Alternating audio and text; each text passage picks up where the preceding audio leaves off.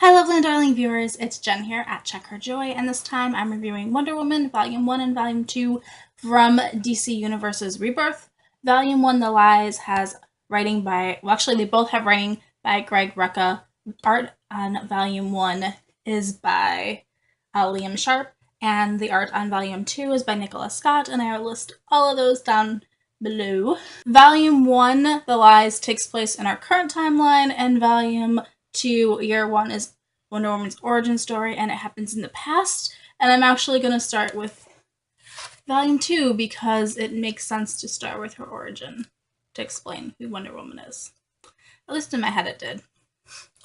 I did read them in order, Volume 1 and then Volume 2, if that matters, but I'm not sure that it matters too much. Just because they're telling the same story, like they're interconnected, but they're still like two different timelines. So Diana Prince is this Amazon warrior. She grew up on an island of all Amazon warrior women. There are no men on her island, and she is actually the daughter of the chief, or their leader. And so she is an Amazon princess, and she's been training her whole life to like be a warrior and fight and be skilled at like gladiatorial games and stuff. They also study a lot of Greek arts like astronomy and archery.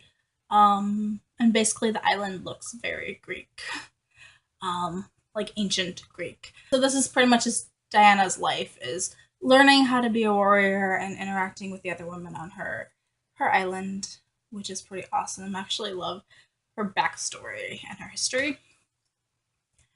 All this changes, however, when an American military plane crashes on their island, and all of the fighters die except for one man, Steve Trevor, and he can't speak their language, so they've got this language barrier, which I super love that fact. Like they don't quite understand each other, but they kind of sort of start to get like reading body language and stuff, which is cool. So Steve is the first man who has been to their island and seen it. And so the Amazon women are supposed to like help mankind, and so they need a champion to go back with him to stop the war that he's been fighting in and try to like calm the humans down, essentially. There's way more going on than that. This is an incredibly simplified version and long about way of saying it. So Diana is the one who goes back with him, and then she gets this culture shock of being in our world and seeing what the military is like, and the two of them trying to understand each other, and Diana trying to adjust to our world. So Diana has some pretty awesome warrior skills just from training to be an Amazon, but then she also gets some more skills that are gifted to her by various gods, like the ability to fly and have super strength, and it's really awesome. She also has this lasso of truth that when she wraps it around somebody, like you can understand each other whether or not you speak the same language, and also you can't lie, which I think is a really awesome like weapon to have. Also in our world, Diana meets Etta, who was one of the like leaders in the military, and I can't remember her last name, but she's a woman, and I just totally love the fact that she's like in charge. And there's also Dr. Barbara Ann Minerva, who was this archaeologist and has been studying the Amazons. So she's super excited to meet Diana and learn about this culture that she's only been theorizing about. Here is some of the art from Volume 2. It kind of goes back and forth from Steve and Diana's perspectives until they finally meet up and tell one conclusive story. But I love that kind of merging storylines. Also really love the island and the Amazons. More of the island.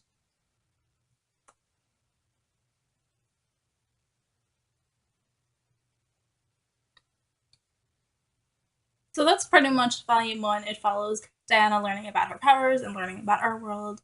And there's also a storyline that weaves between the two where they're both fighting this same evil group called Seer, who are these evil terrorists that want to follow Ares, basically, who is the Greek god of war and the enemy of the Amazons. So going backwards to Volume 1, The Lies, we start off with Diana Prince being completely like confused about what's actually happened in her life or not. She remembers this alternate timeline of things that didn't actually happen to her, but they're memories that she has, and they feel just as real to her as any of the memories of things that actually happened to her, and so she has trouble deciphering which ones are real and which ones aren't, which is a cool way to kind of retcon all of the muddled backstory and alternate, like, origin stories that she has, and to kind of simplify it. And so Diana goes on this quest to find a former friend of hers, this goddess, this half woman, half cheetah in this rainforest, and Diana's hoping that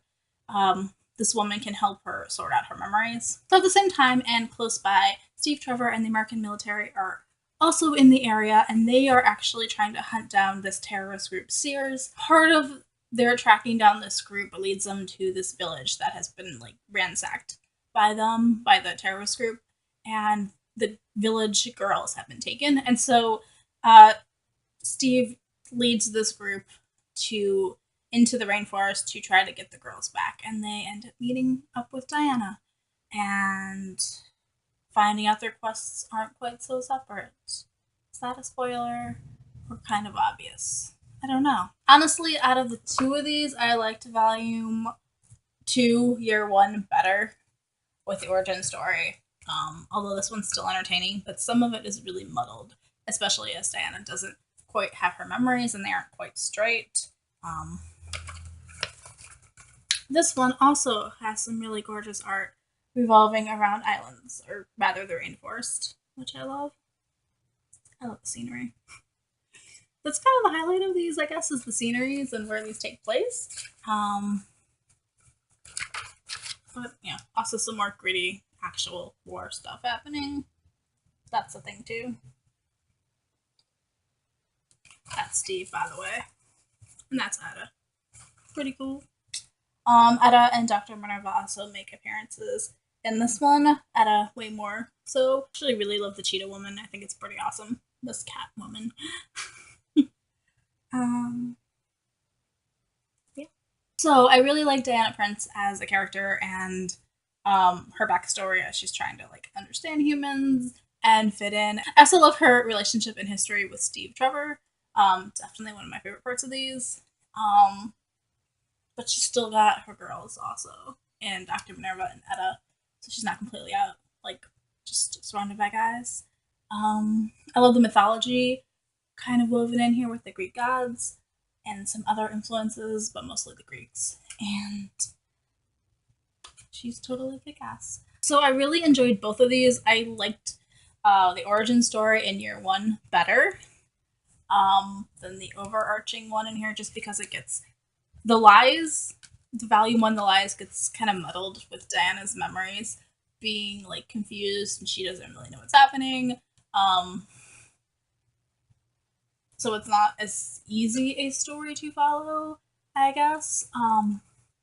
You could start with either volume if you've never read Wonder Woman before, and they both explain it well enough that you could just start here. Either of these, honestly, which I like about these also. Basically, I like Wonder Woman and the Amazons, and that's my review for Wonder Woman. This muddled mess of a review that I've just given. Okay, so you guys should totally check out Wonder Woman if you haven't already, especially if you haven't read any of them before, or if you haven't given Wonder Woman a try, because that's kind of what the point of Rebirth is, to just like have jumping on points. I love the fact that there's an actual origin story. Also, I love origin stories. Like, it feels like starting at the beginning, even if you're like, 70 years in. Okay. So peace out. I love you guys, and keep reading. Bye.